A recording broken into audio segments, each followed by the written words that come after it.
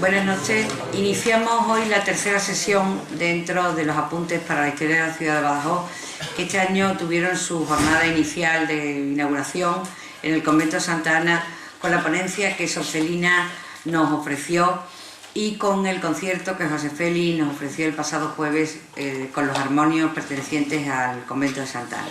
Hoy continuamos en nuestra sede de la Sociedad Económica de Amigos del País con la conferencia que don Joaquín González Manzanares nos va a ofrecer.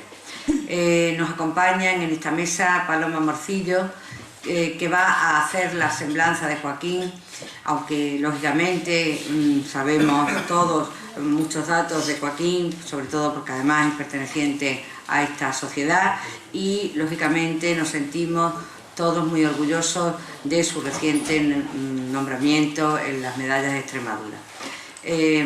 Es para mí un placer el que Joaquín haya accedido a estar hoy con nosotros y sobre todo creo que era de justicia, y él así lo consideró oportuno, hablar de la figura de Bartolomé J. Gallardo.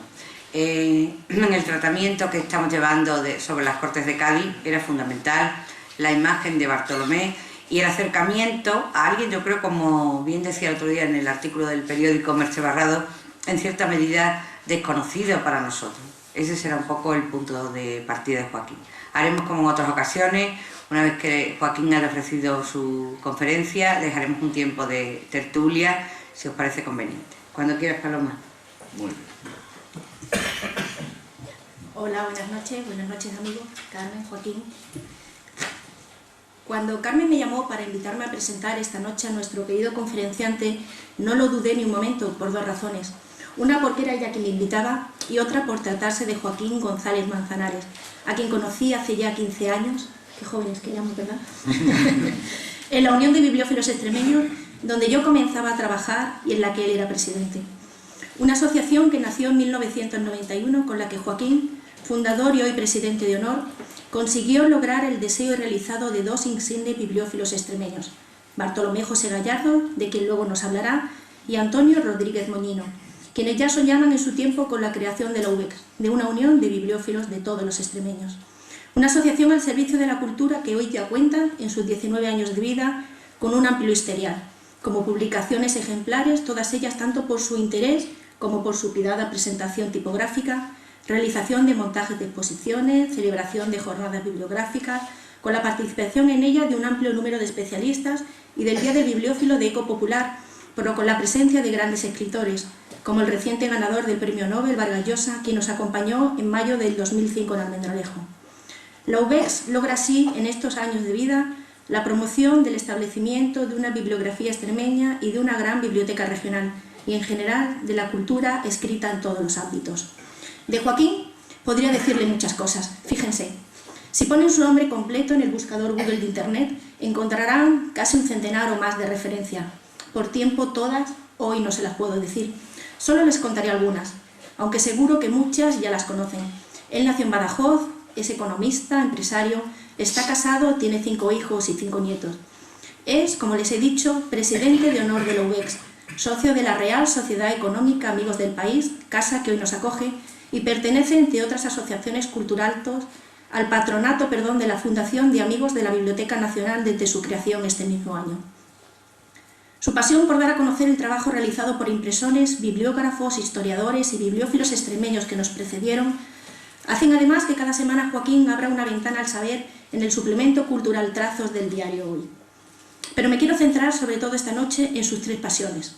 Su familia, quienes a pesar del lugar que poco a poco iban ocupando los libros en su casa en detrimento del espacio y los problemas domésticos que ello conllevan, llegó a tener en ella más de 13.000 ejemplares entre libros, manuscritos y documentos, siempre le han animado a seguir cultuando con su otra gran pasión, que son los libros. Joaquín continúa así la labor que otros extremeños estudiosos realizaron en su vida y quienes figuran ya por derecho propio entre los más apasionados amantes de la letra impresa o manuscrita, como Arias Montano, Lorenzo Ramírez de Prado, Meléndez Valdés, Bartolomé José Gallardo, Vicente Barrantes, el duque de Seclé y su hermano el marqués de Jerez de los Caballeros, Pérez de Guzmán, Antonio Rodríguez Moñino o Mariano Fernández Daza, marqués de la Encomienda, este último cuya amistad Joaquín cultivó y a quien profesó admiración. En su biblioteca en Almendralejo declaraba Joaquín: Mariano Encomienda ha conseguido reunir el pasado y el futuro de nuestra tierra. Lo que somos lo hemos aprendido de lo que hemos sido, y es necesario conservar, conocer y acudir siempre y de nuevo a ellos. Una gran labor en pro de la cultura extremeña que hoy continúa su hija Carmen, otra gran bibliófila y presidenta actual de UDEX. No quiero olvidarme de su tercera pasión, su tierra, Badajoz, presente siempre en su corazón, a pesar de llevar muchos años fuera de ella. No hay libro vinculado con su región del que no se incaute hasta el último documento, el discurso original de la presentación, la obra dedicada, las crónicas, reseñas. No sé si tendré la suerte de que esta presentación pase a tu colección. Si algo siempre ha caracterizado a Joaquín es su capacidad para apasionarse con las historias.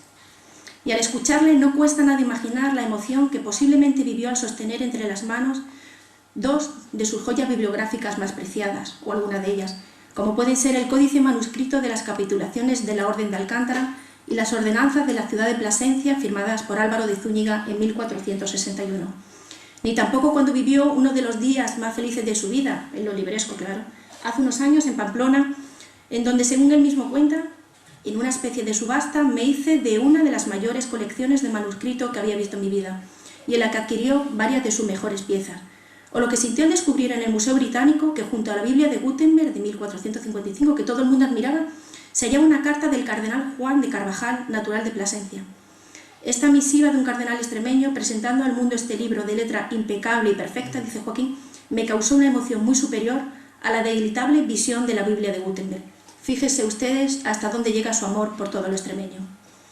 Pero Joaquín no es un loco por esos libros raros y curiosos, ni de esos celosos de su hallazgo, que solo desean una obra para sí mismo. Es generoso hasta tal punto que es fácil verle llegar con una caja llena de libros y documentos, muchos de ellos únicos, y dejarlos sin poner condiciones y sin límite de tiempo a quien lo precise para una investigación, un congreso, una exposición o lo que le requieran. Él, como aquellos bibliófilos apasionados, ha dejado energía y fortunas con tal de conseguir lo que ha estado buscando en muchos casos durante años. Ha comprado libros desde Londres a Lima, ha recorrido la Cuesta de Moyano en Madrid, visitado libros de antiguos, salas de subasta, rastrillo, ha buceado en catálogos de viejo, ha rebuscado en libreros de antiguo de toda España, empezando por los estantes de la ya desaparecida librería de antiguo Rayuela en Badajoz en los años 80, donde conoció a otro gran bibliófilo extremeño, Manuel Pecellín, cuando uno y otro rebuscaban entre los anaqueles de aquella casa, cuenta Joaquín. Como buenos bibliófilos, celosos ellos de sus descubrimientos, cada cual espiaba por el rabillo del ojo las posibles presas de su contrincante.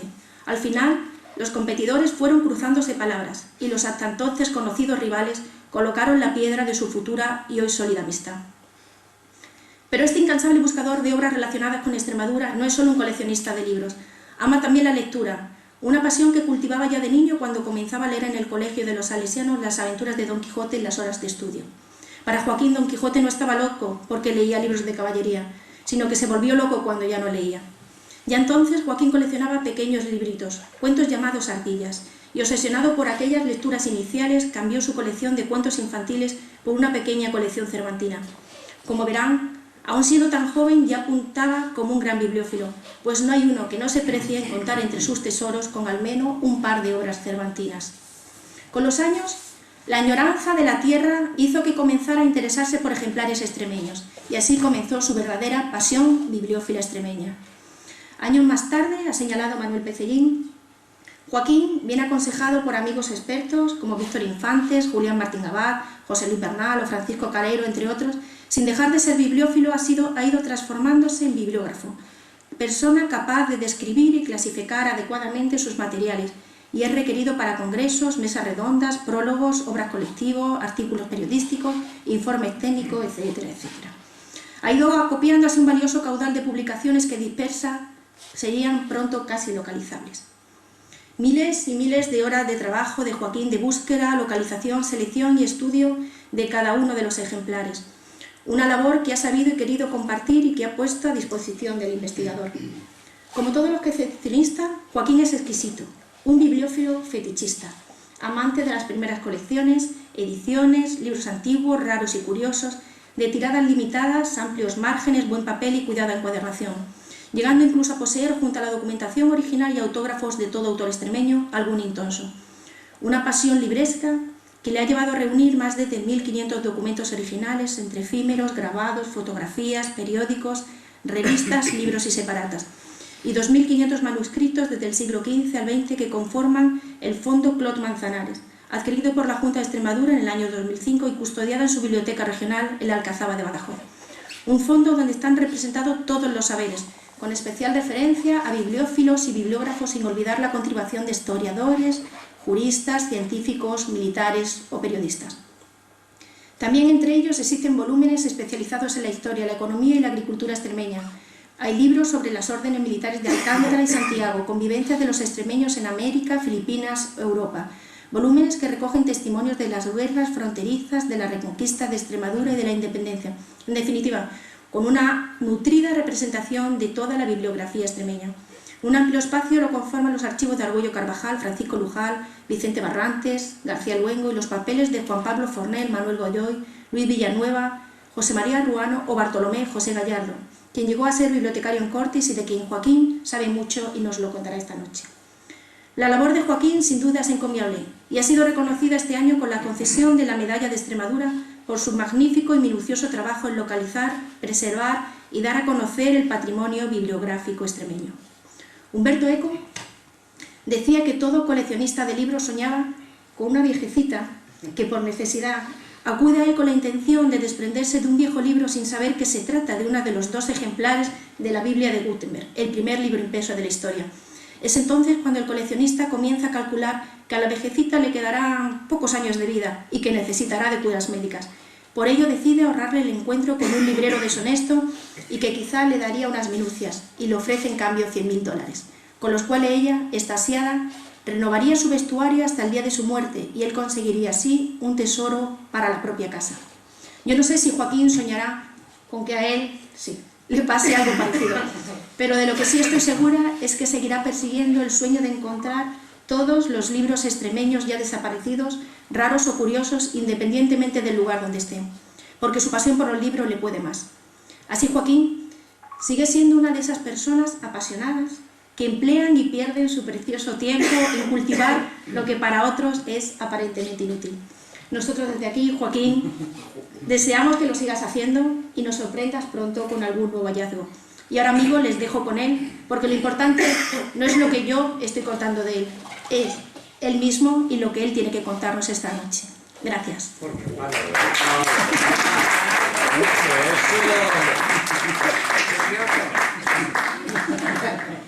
Después de lo que ha dicho Paloma, realmente me siento... Iba volando y empezó a aterrizar. Me siento... no has dicho ninguna cosa que no sea verdad. O sea, tengo que decir que todo lo que has dicho es cierto.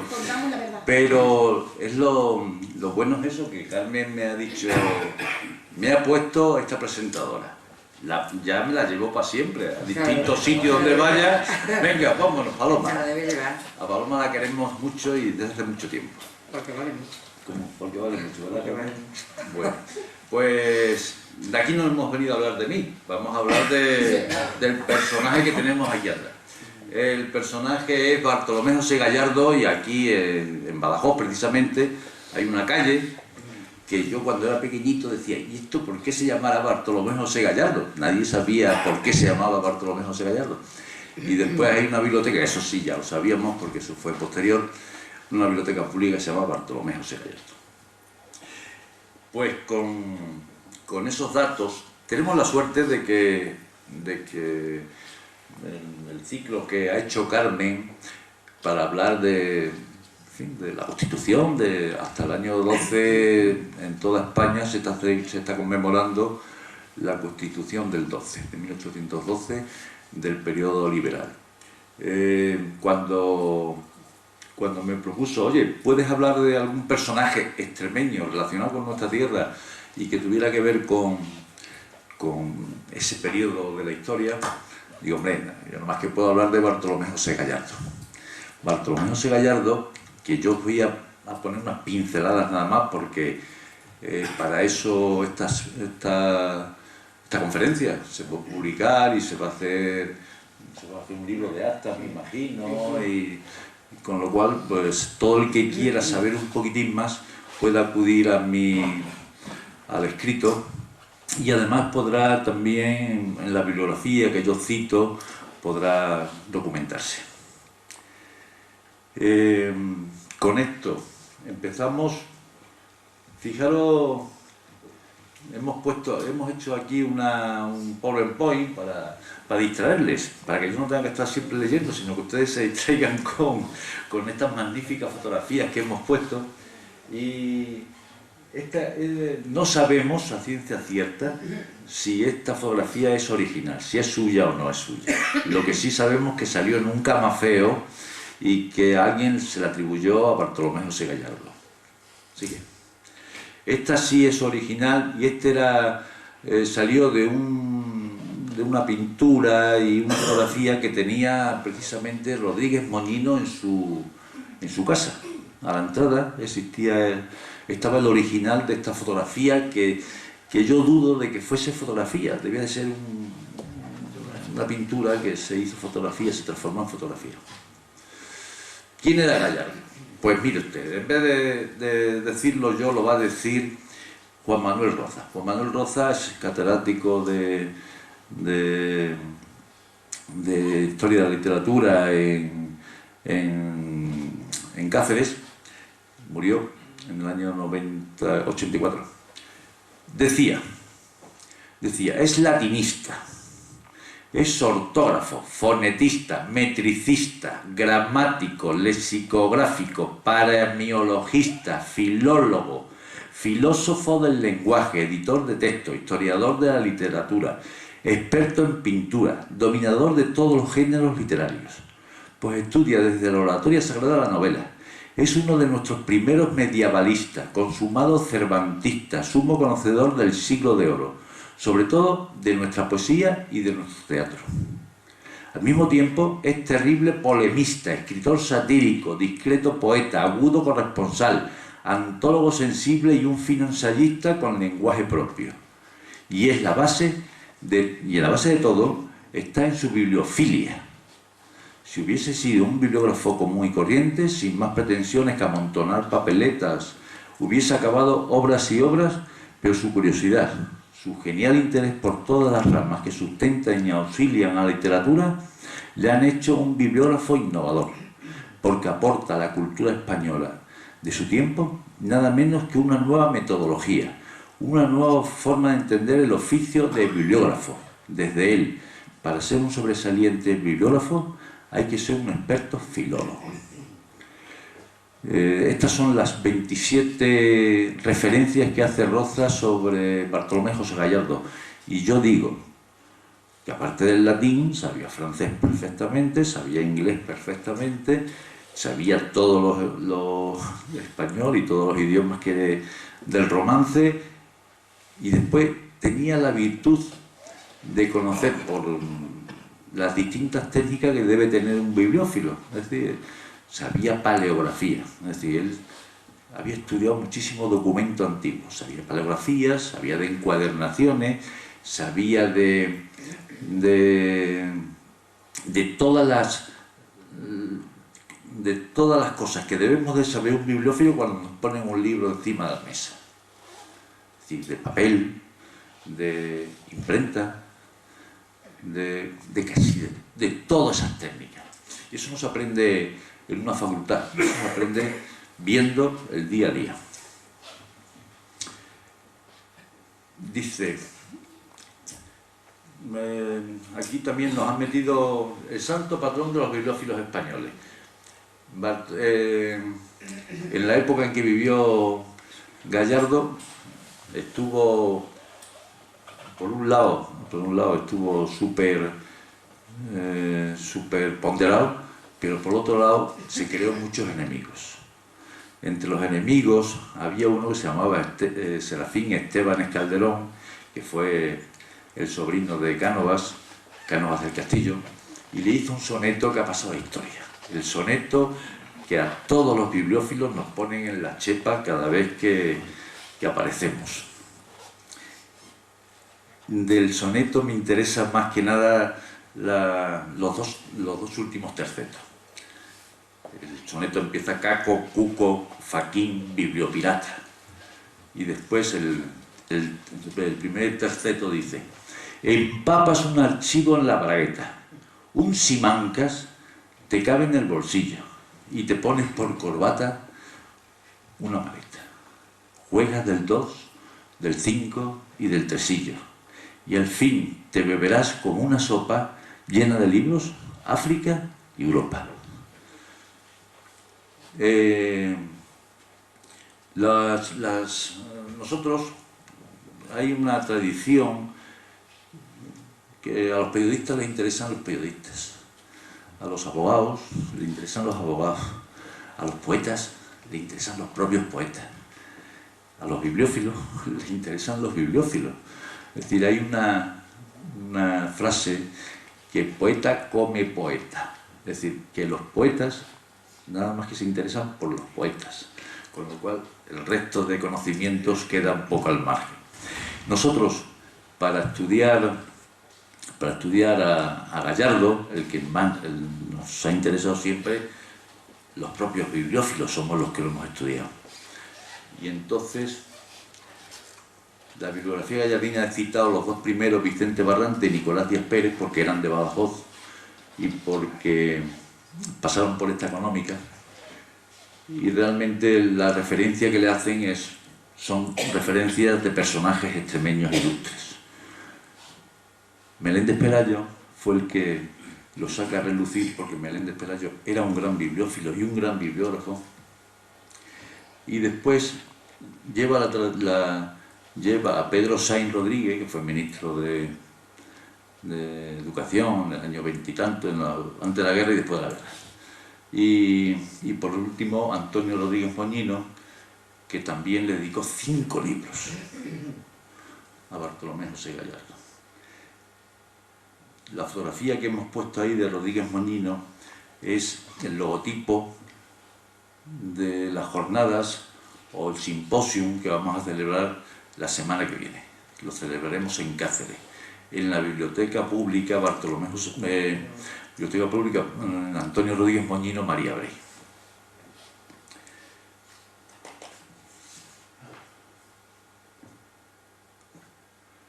De todas formas, lo que nos interesa de Bartolomé José Gallardo es amplísimo. Entonces, lo que vamos a centrarnos en una pequeña biografía relativa a Extremadura, de las veces que pasó por aquí, dónde estuvo, qué hizo, y después vamos a hablar precisamente del hecho por el cual estamos aquí, que es precisamente por ser bibliotecario de las Cortes. Con esas dos referencias, y vamos a dejar para cuando nos den tiempo, hablar de todas las facetas de Bartolomé José Gallardo, que es amplísima. Entonces, comenzamos con la biografía. Bartolomé José Gallardo nace en Campanario, nace en 1776. Sus padres son labradores, y en la época de la que estamos hablando, si alguien tiene que salir o tiene que estudiar, por lo más que se puede ser cura. En esa época, y hasta hace muy poco, el que salía de su pueblo salía para cura. Entonces, Bartolomé José Gallardo sale para cura y sale para Salamanca, y en Salamanca comienza a estudiar la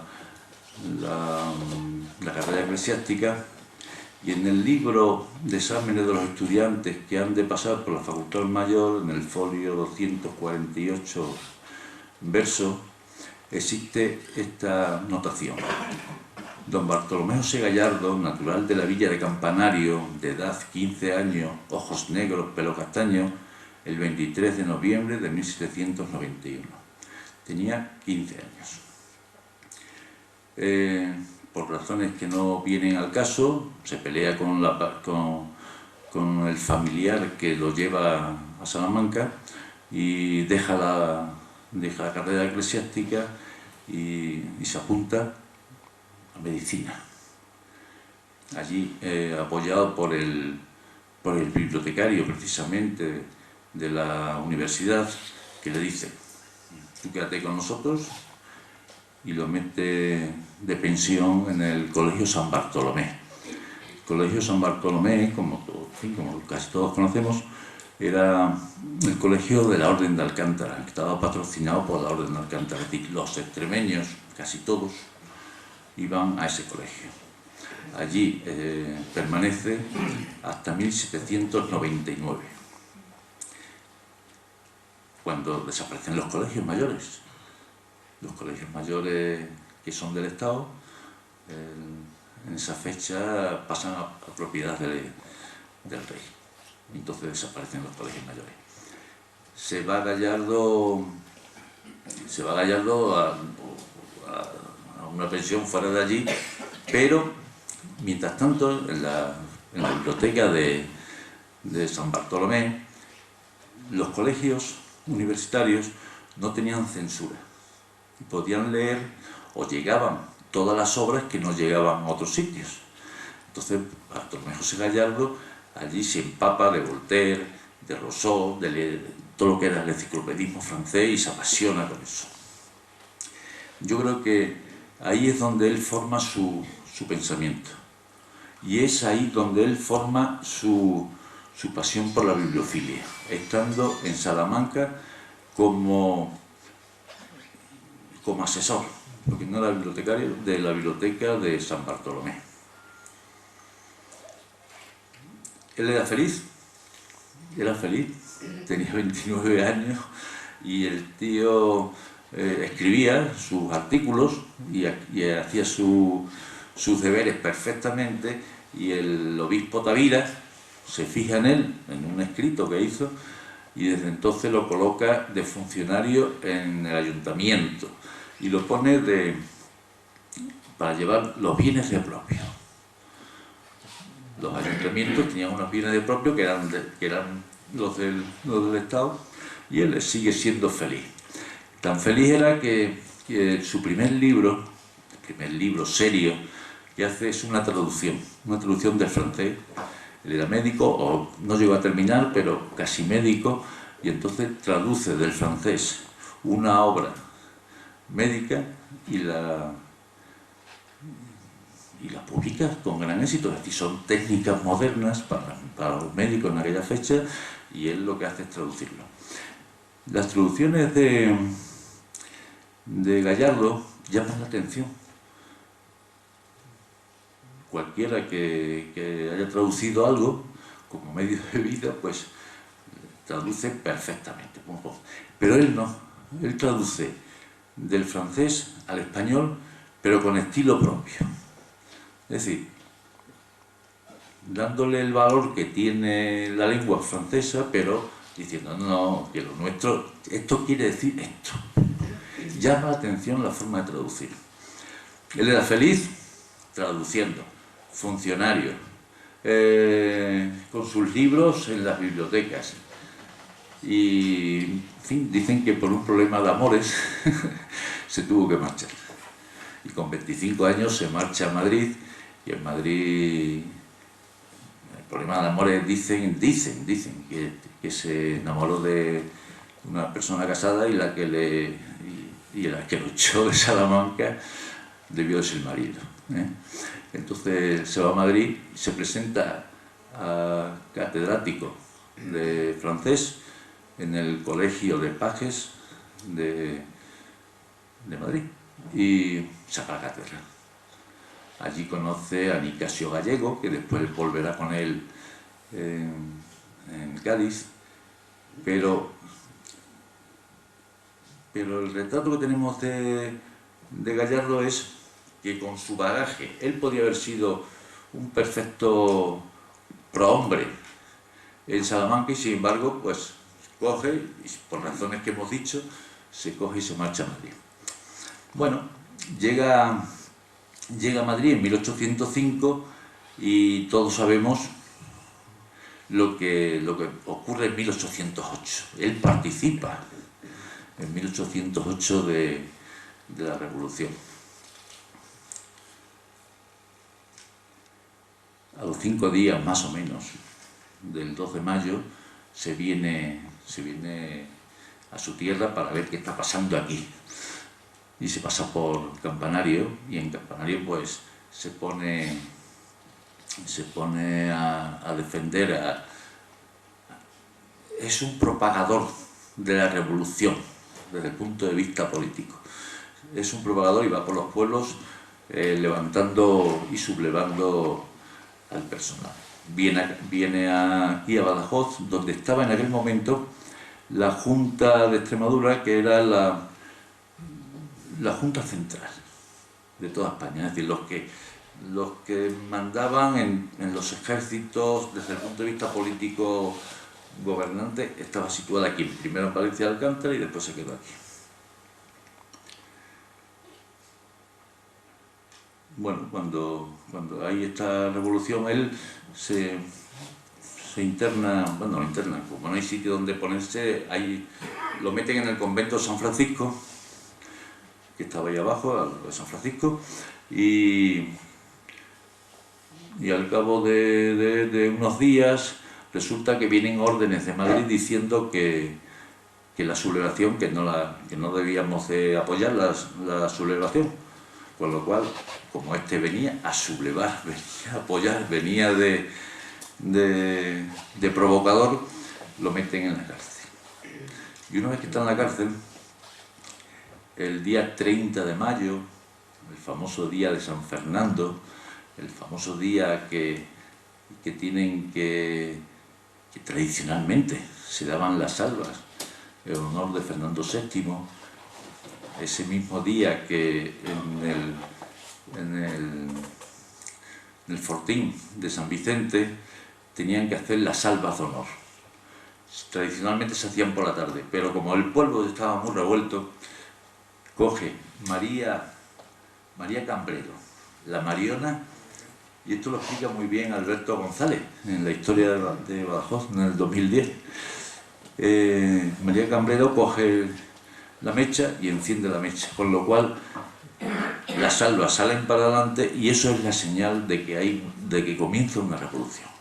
En ese momento cogen a Torre del Fresno, que era el gobernador militar de la zona, que estaba, el hombre se iba hacia Portugal, pero ahí en Puerta de Palma no le dejan pasar y se mete en las casillas de Puerta de Palma. El pueblo lo cogió, lo arrastró y murió. El mismo pueblo, cuando pasaba por San Francisco, por el convento de San Francisco, dice, que aquí está este, que aquí está Gallardo. Bueno, que aquí está uno de los que están sublevados. Y en ese momento se los llevaban a Gallardo, llegó José María Calatrava, que fue presidente del gobierno posteriormente, y le dice, no, que este es de los nuestros, tened cuidado, que no se puede, que este no podemos equivocarlo. Y efectivamente, lo salvó José María Calatrava. De todas formas, Gallardo, una vez que sale, pero sale huyendo. Él era el secretario del conde de Montijo.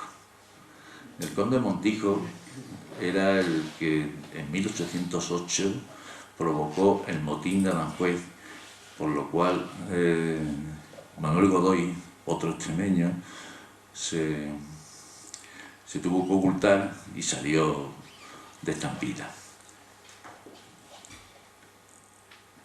Montijo era masón, era militar, llegó a teniente general y aparte de eso era un provocador. Hay personas que permanentemente donde vayan van montando pollo y este era uno, este era el conde de Montijo. Gallardo, aquí en Badajoz, se hizo su secretario y se hizo su factotum. Es decir, el personaje era el conde de Montijo y él era el que le escribía, el que lo ayudaba, el que lo sacaba, el que lo metía. La Junta Central, vienen los franceses, la Junta Central se traslada a Sevilla. Y de Sevilla se traslada, lógicamente, en 1810, a la isla del León en Cádiz. Ya vemos, Gallardo a todo esto era diputado y entonces lógicamente las Cortes se empiezan a reunir en la isla del León y allí está Gallardo. Una vez que Gallardo está allí y que el día 24 de septiembre de 1810 se juntan y que Muñoz Torrero dice vamos a hacer libertad de imprenta, vamos a constituirnos, todos somos la nación y lo que nosotros digamos es lo que va a imperar.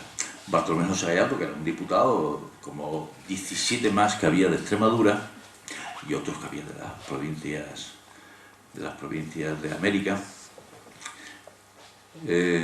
dice, oye, que aquí necesitamos documentación para informarnos de lo que estamos haciendo, necesitamos libros. Entonces, bueno, pues Gallardo que se encargue de constituir la biblioteca de las Cortes, para que los propios diputados puedan documentarse. Bueno, pues el feliz y contento le da un papel, un poder, dice, usted ya bibliotecario de las Cortes. Se coge, se marcha a las 3 instituciones más importantes que existían en Cádiz y que tenían libros, que es la Marina, que es la Medicina y que es un convento que había de jesuitas, e incauta todos los libros. Todo esto es para aquí, para las Cortes, que nos necesitan nuestros diputados para que estudien. Eso es como si le dan un poder a un zorro y para que se entre dentro de un gallinero. Aquello fue impresionante. Bueno, no solamente consiguió en poco tiempo, consiguió una biblioteca de la más digna que se puede tener, unas Cortes que están estudiando la Constitución de la Nación, sino que además consiguió, primero, que toda la nación y todo lo que se publicara hiciera lo que se llama el depósito legal. Es decir, cualquier libro que se imprima tiene que pasar a un departamento que es la Biblioteca Nacional. Y eso ha funcionado desde que lo instaló Gallardo. También puso que la biblioteca de Cortes fuera pública. Nunca se había abierto una biblioteca para que el público, en general los ciudadanos, tuvieran acceso al conocimiento.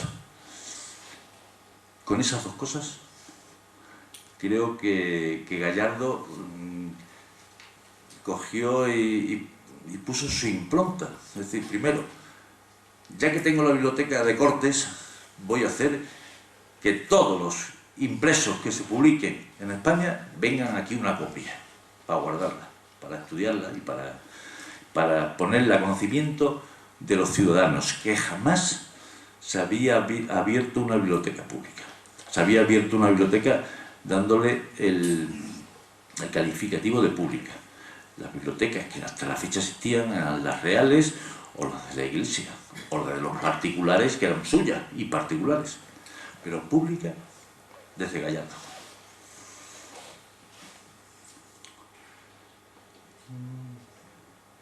Las Cortes, ya saben que allí estaban muy mal en la isla de San Fernando y se trasladan a San Felipe, en Cádiz, pero las Cortes no tenían dinero para adquirir libros, no tenían dinero para poner estanterías, no tenían sitio donde poner los libros.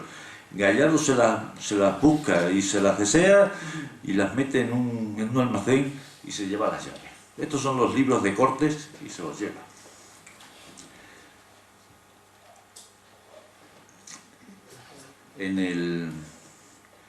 Mientras tanto, mientras Gallardo estaba de bibliotecario de las Cortes, con el titulazo que supone eso, pues él seguía escribiendo y él seguía publicando y él seguía metiéndose contra unos y contra otros. Desde el día 24 de septiembre, que se abre la libertad de prensa, en Cádiz se publican 20 periódicos, de unas tendencias y de otras. Gallardo estaba con 2 periódicos, con 2 amigos suyos, y ahí escribía. También se publican miles de folletos, pero atacándose unos a otros, y Gallardo seguía su producción de escribir. En 1814, una vez que se han leído la Pepa, que fue el 19, se llama la Pepa porque fue el día de San José de 1812, una vez que ya se aprobó la Pepa, él y los libros pasan hacia Madrid, donde se instala la Biblioteca de Cortes, pero dura muy poco. En el 14, nuevamente vuelta a Campanario, y de Campanario a Portugal. Cuando llega a Campanario, se encuentra a su hermano, que es todavía mucho más exaltado que él. Su hermano es de los que quería leer la Constitución que se acababa de aprobar, leerla en el púlpito. Entonces los dos salen huyendo y se vienen a Portugal, y de Portugal pasan a Londres.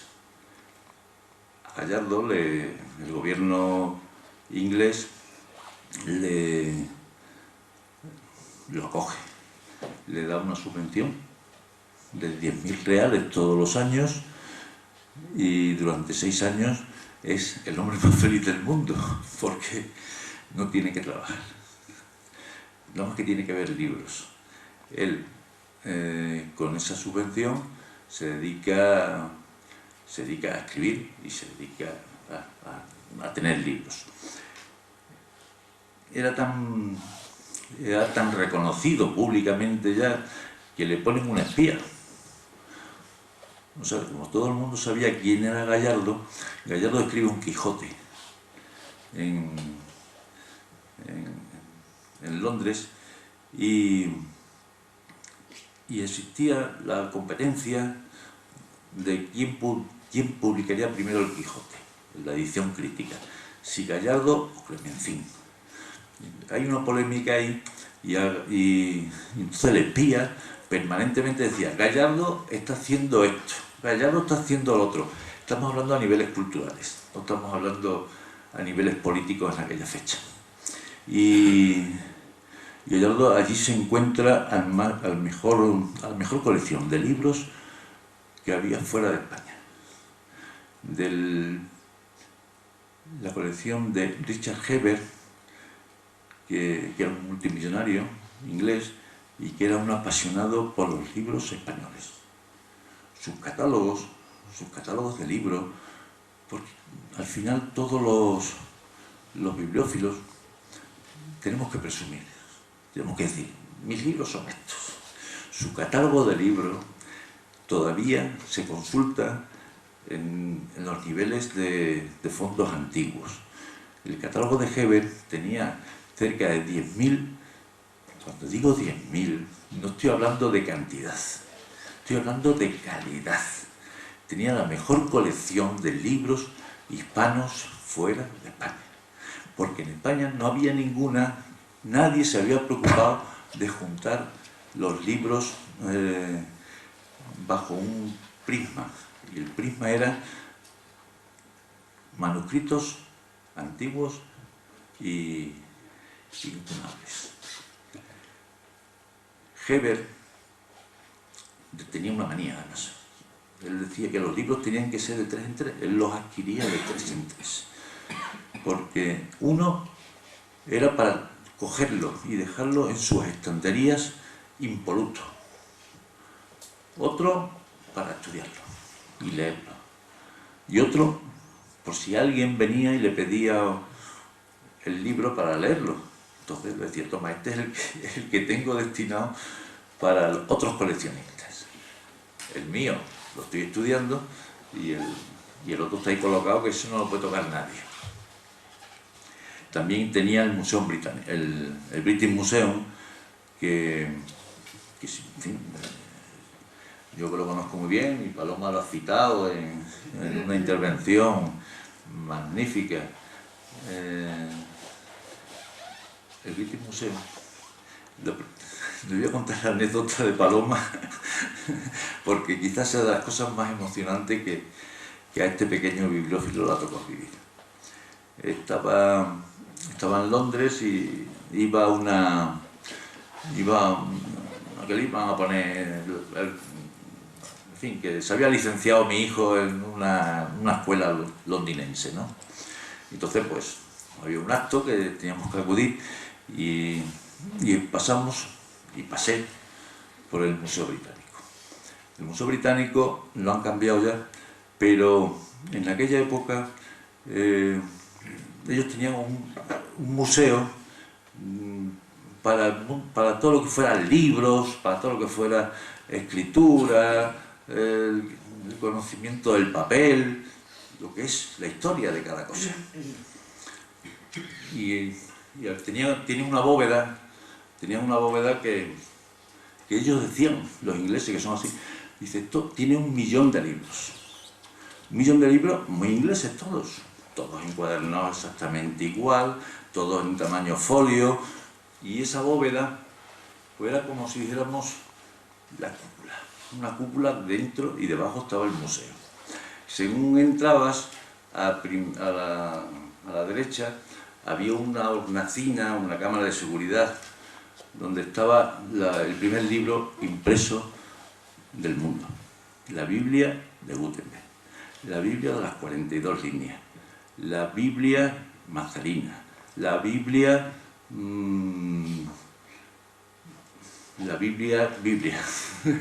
le digo Mazarina porque la primera que se descubrió la tenía el cardenal Mazarino en Francia, la primera que se vio. Bueno, una Biblia que se habían hecho 180 ejemplares.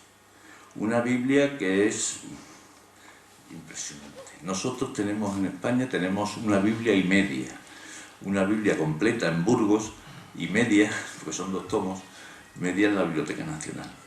Bueno, pues cuando estoy viendo esa Biblia, resulta que hay una carta,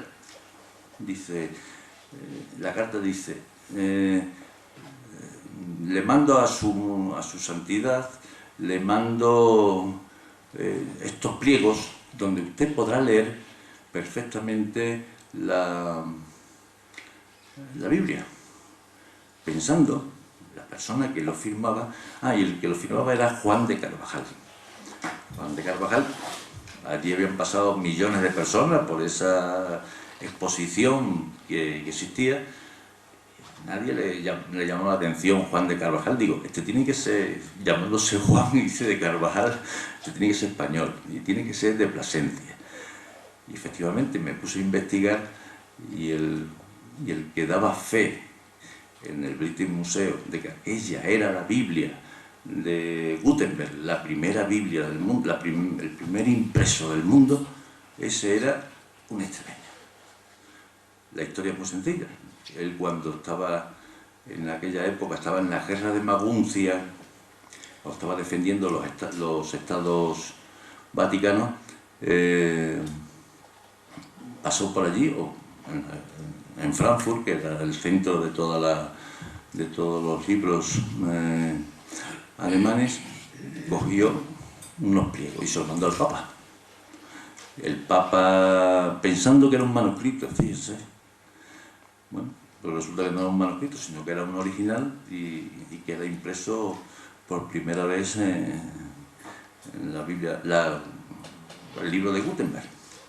Y allí en el British estaba Juan de Carvajal. A mí se me cayeron, no me da vergüenza, porque ya soy mayor, tengo cinco hijos y 5 nietos, a mí se me cayeron las lágrimas. Me emocioné. Igual que existen algunas lágrimas mías, están en algunos manuscritos que están en muchas vitrinas, en algunas vitrinas muy internas, ¿no? Cuando las sacan, me emociono. Todavía me emociono, es decir, tiene la virtud, algunos libros y algunos manuscritos tienen la virtud de emocionarme. Bueno, de 1814 ya sabemos que Gallardo se fue a a London y allí estuvo 6 años, los 6 años más felices de su vida, nada más que entre libros y escribiendo y publicando, de todo. Los libros que iba a publicar, él se traía el manuscrito, y los libros que iba a publicar los perdió cuando vino aquí en 1820, cuando ya se instauró Fernando VII, y al poco tiempo también vinieron los hijos de San Luis y tuvieron que marcharse de las Cortes de Madrid, se pasaron a Sevilla y de Sevilla iban a Cádiz. El 23 de junio de 1823 hubo un